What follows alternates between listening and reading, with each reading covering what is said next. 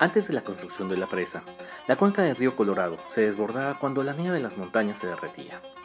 Estas inundaciones ponían en peligro a las comunidades agrícolas río abajo.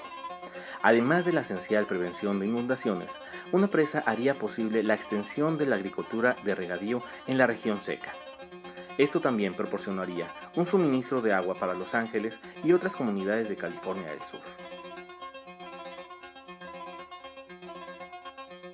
Se creó una comisión en 1922 con un representante de cada uno de los estados de la cuenca y uno del gobierno federal. El representante del gobierno era Herbert Hoover, entonces el secretario de Comercio bajo el presidente Warren Harding. En enero de 1922, Hoover se encontró con los gobernantes estatales de Arizona, California, Colorado, Nevada, Nuevo México, Utah y Wyoming. El acuerdo, firmado el 24 de noviembre de 1922, dividía la cuenca del río en mitades superiores e inferiores para lograr un arreglo equitativo para repartir las aguas del río Colorado.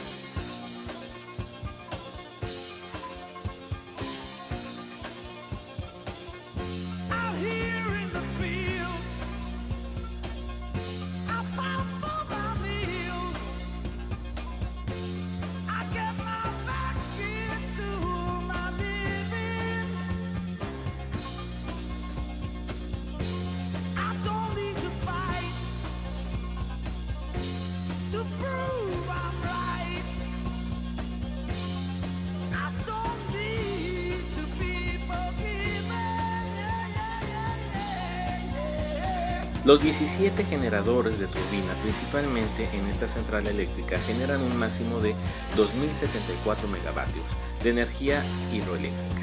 Todas las centrales hidroeléctricas generan una cantidad variable de energía que, según la demanda, varía a lo largo del día.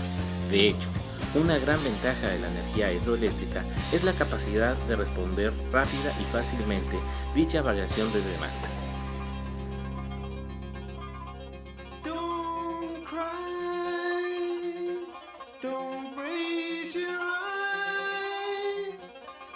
It's only teenage wasteland.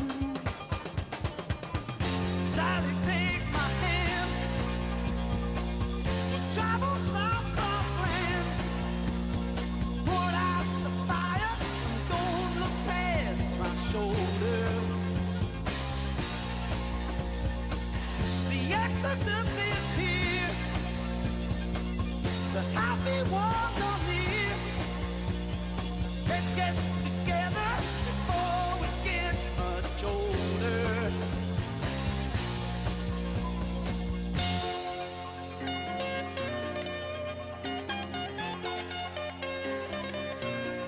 Teenage wasteland.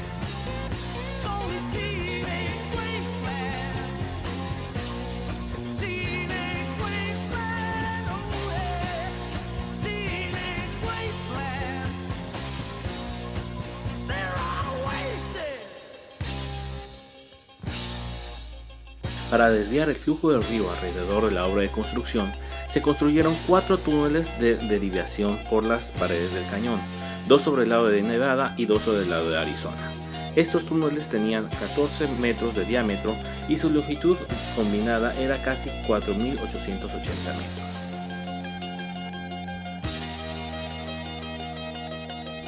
La presa Hoover también sirve como un cruce para la ruta estadounidense 93.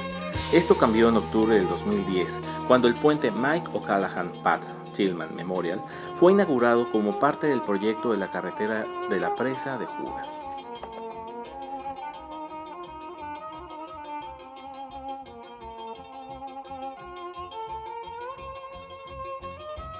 Estadísticas. Periodo de construcción: 20 de abril de 1931 al 1 de marzo de 1936.